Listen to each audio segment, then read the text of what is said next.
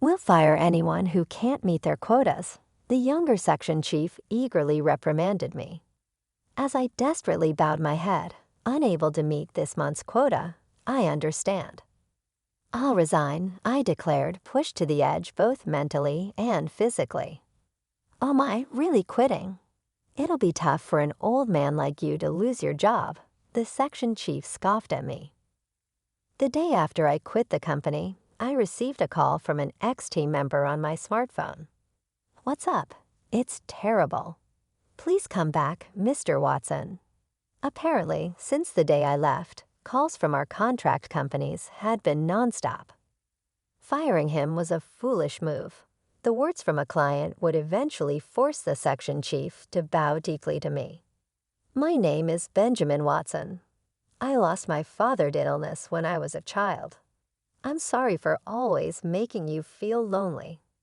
"It's okay, Mom." With no relatives nearby, my mom raised me all by herself. Growing up, watching my mom work from dawn till dusk, I wanted to do whatever I could to lighten her load. "Mom, I'm going to work as soon as I finish high school. I'm sorry I've only caused you hardships." "It's okay, just leave it to me." Despite saying that, finding a job right out of high school was tough. I couldn't pass the initial screenings and couldn't even make it to an interview. I was unemployed for about a month. But when I kept sending out resumes everywhere, only one company passed me through the screening. It was a sales position at an insurance company. Anxiety crossed my mind. I'd heard that working for an insurance company was demanding with strict quotas. However, my desire to secure a job and reassure my mom was stronger. I headed to the interview, determined to get the job. Whether they recognized my enthusiasm or they were simply short on staff, I was hired on the spot. Fast forward 35 years, I'm still working on the front lines as a salesperson handling corporate clients. My monthly sales just barely meet the quota, and I'm completely off the promotion track. But perhaps my original diligent character is still alive. I've earned the trust of my clients with my polite service. "I want to ask about this insurance. Is that okay?" "Then may I visit you this afternoon?" "Sure, I appreciate it." Even on my days off, if someone called, I would head to them. My sole intention was to alleviate their concerns as much as possible. "Mr. Watson, are you taking enough time off?" "Huh? Well, yeah, you say that, but you're probably not. Right? It's unfair that clients have days off, but it seems like salespeople don't. But not knowing things can be unsettling, so it can't be helped." The workload increased, but I wanted to work for the sake of others. Working like this, I often received words of gratitude, which fueled me. "It's a great help that you come right away when I call." "Thank you." "No problem. Call me anytime." However, my work style was disliked by one of my bosses. "Selling such cheap insurance, you must be quite proud of yourself." Proud? I didn't mean to, but every insurance policy is important when you consider the client's needs. I responded confidently to Section Chief Howard, who didn't bother to hide his disdain. Section Chief Howard is a boss who was recently transferred from headquarters to our sales department. Unlike me, a high school graduate, he's an elite who graduated from a well-known university, and apparently, big expectations were placed on him from the head office. You can tell by the fact that he's been made a section chief nearly 20 years younger than me. Are you feeling superior just because you've been working for over 30 years and still haven't been promoted? From Section Chief Howard's point of view, it seemed I was incompetent. In fact, looking at my sales quota, I couldn't argue. "Since you're my team member, I'm in trouble if you don't bring in solid numbers." It seemed that Section Chief Howard was aiming for further promotion using this position as a stepping stone, and he was quite enthusiastic. Although that in itself isn't bad, I just couldn't bring myself to follow his directives. Listen up, you guys. Selling cheap products to small businesses doesn't make a profit. Target the big fish, sell them our best, proudest products. Section Chief Howard rallied the young salesmen and sent them out. Section Chief Howard's policy was to sell the best insurance to large accounts. In other words, to push the product with the highest premiums. I didn't like this approach. The insurance that Section Chief Howard was pushing covered various things and could fully prepare for any contingency. However, the higher the coverage, the higher the cost, which I didn't find conscientious. Insurance for any eventuality should not become a daily burden. Moreover, it included insurance that the client might not really need. Section Chief Howard said things like, consider the maximum possible occurrence, disturb anxiety, and make them feel the need for insurance. This is the sales skill, but to me, that's a ridiculous idea. I value providing insurance that suits each company, regardless of their size, by listening to each one. Because of this, it takes time, and I end up working late every day. But it's necessary to get their understanding. Section Chief Howard disregarded this. Your way of working is really inefficient. Sell more quickly and earn more. Sorry. While apologizing, I ignored Section Chief Howard, and I continued my way.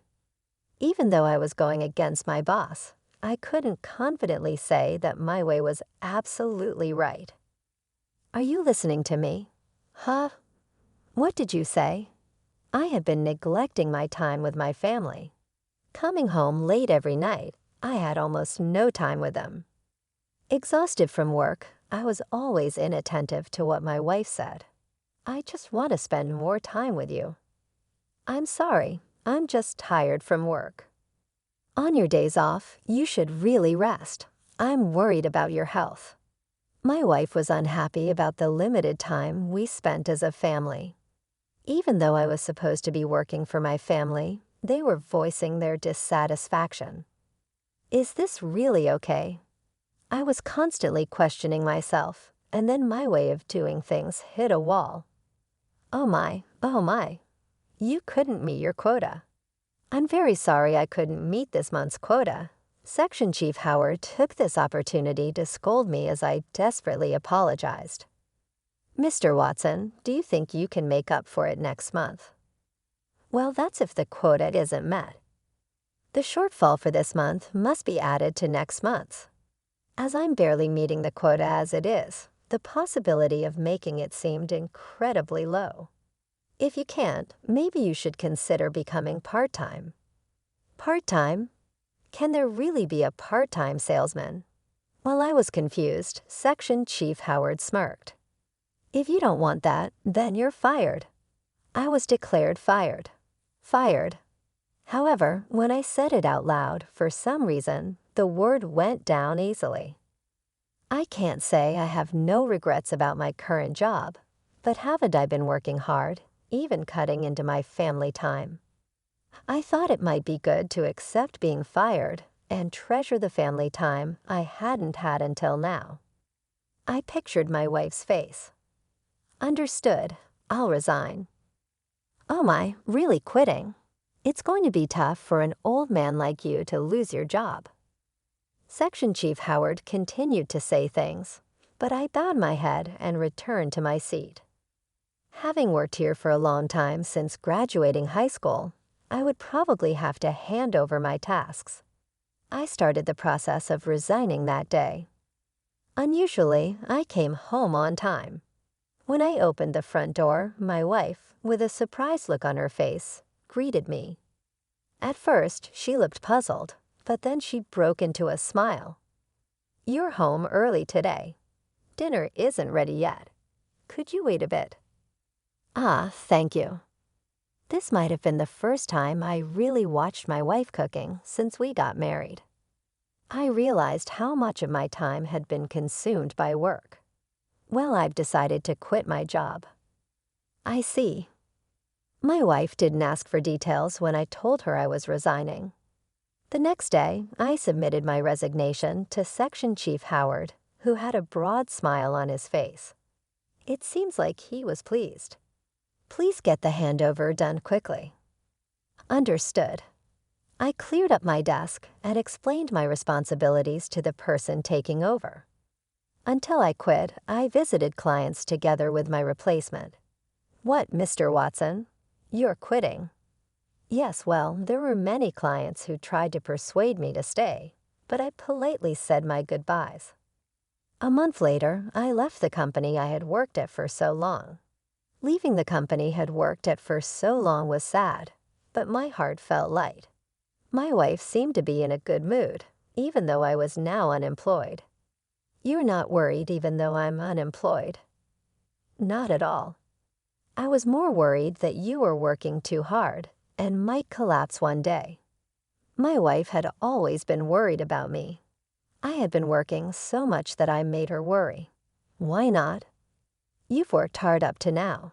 It's okay to take a break, right? Thanks for always worrying about me. How about we go on a trip? We have plenty of time now. That sounds great. Let's go to the hot spring to heal from years of exhaustion.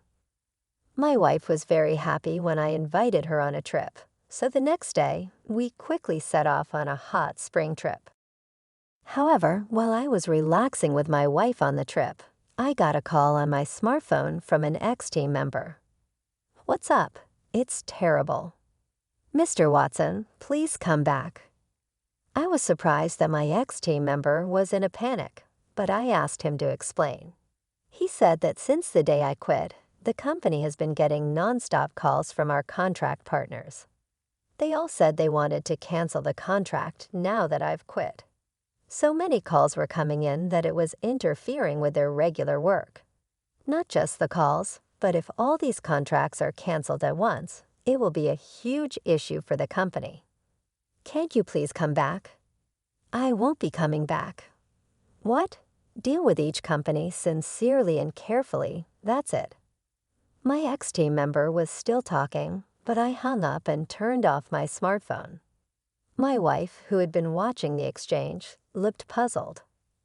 What happened?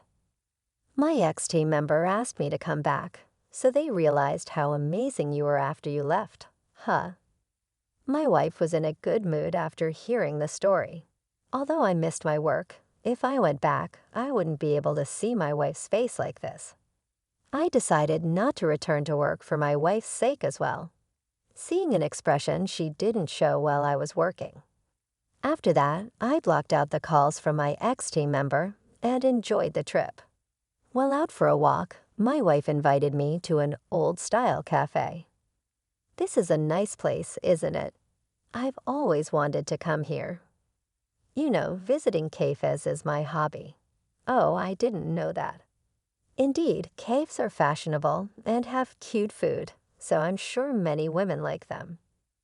I'm actually a certified barista, did you know? What? That's amazing. I've mentioned before that visiting cafes is my hobby and about my certification. The tone of my wife's voice dropped, and I hurriedly bowed my head. When I was working, I was tired and didn't really listen to my wife's stories. Well, it's okay. When we get home, I'll make you some of my special coffee. True to her word, when we returned from the trip, my wife made me coffee. It was completely different from the instant coffee I usually had. Delicious. I can't believe I can drink this at home. I'll make it for you anytime. From then on, my day began with a coffee my wife brewed for me every morning. Spending more time with my family, I found there were many things I didn't know. While regretting that I had neglected my family until now, I decided to cherish my time with my wife. A few days later, I received a call from Chief Howard. I hesitated whether to answer, but considering the recent situation with my ex-team member, I pressed the call button. Mr. Watson, I was wrong. I'm sorry. Could you please come back? Chief Howard apologized to me and asked me to return to the company. After I quit, it seems that Chief Howard had to deal with the endless calls from our contract partners. He had visited our partners and apologized. Mr. Watson was always kind and considerate amidst the many people trying to push insurance. He was a rare breed these days. Chief Howard seemed to have deeply realized that his sales approach was wrong. Hearing the words of the customers conveyed by Chief Howard, I felt warmth in my chest. I was wrong. What the customers really needed was considerate service. You are good at observing customers. I want to learn the job from scratch under you. Chief Howard was desperate. His tone had none of the condescending attitude from before. I'm really grateful that you'd say that, but I'm not coming back. What if you think you were wrong? Then reflect on it and treat your customers right. There's no need for me to return, but I found a new job. My words left Chief Howard breathless, which was evident even over the phone. After a brief silence, he said, I see. There's nothing we can do then. Chief Howard sounded disappointed. Then he apologized to me and hung up. While I too worry about the company I used to work for, I'm excited about starting something new. No matter how old you get, starting something new is nerve-wracking, but I'll be okay if I'm with my wife. Together with my wife, we opened a small cafe. When I was jobless, my wife shared a little dream with me. I want to work in a cafe I love while enjoying a relaxed life in my old age. So taking my resignation as an opportunity, we decided to chase my wife's dream together. The customers were mostly my wife's friends at first, but word spread, and now our business is quite thriving. With my experience in sales, I was good at serving customers. My wife enjoyed chatting with her friends while working and always seemed happy. Welcome. Mr. Watson. As I greeted a customer as usual, to my surprise, it was Chief Howard. Chief Howard widened his eyes when he saw me. I couldn't help but give a wry smile and led him to an open seat. Is this your new job? Yes, I started it with my wife. It seemed Chief Howard was in the middle of business. Probably he had some downtime and decided to stop by the cafe. He didn't used to visit sites much before, but it seems he's been back on the field since that incident. You look very happy now, Mr. Watson. Do I? Yes, after all, you always looked tired when you were at the company. Come to think of it, he might be right. I had felt guilty about not being able to spend time with my wife. Now I'm enjoying my work while spending time with my wife. You seem to be having fun too. Chief Howard seemed more lively than before. I'm training to be like you, Mr. Watson. You're my goal. Chief Howard said this and then checked his watch and stood up. I'll bring everyone from work next time. Thank you for the meal. Chief Howard, who said this and left the cafe, seemed light on his feet. From here on, Chief Howard is likely to grow even more. Honey, I made coffee. Okay, thank you. After closing the cafe, we sat side by side at the counter, sipping the coffee my wife brewed today. It was another busy day, but it was fun sitting at the counter with my wife. We talked about the day's work. This moment feels calm and precious. All of this is thanks to my wife. Thank you for everything. Why so formal all of a sudden? I decided to cherish these moments of laughter with my wife from now on. Big thanks to all of you for watching. If you liked the video, give it a thumbs up, subscribe, and hit the bell. Your support is awesome. See you in the next one.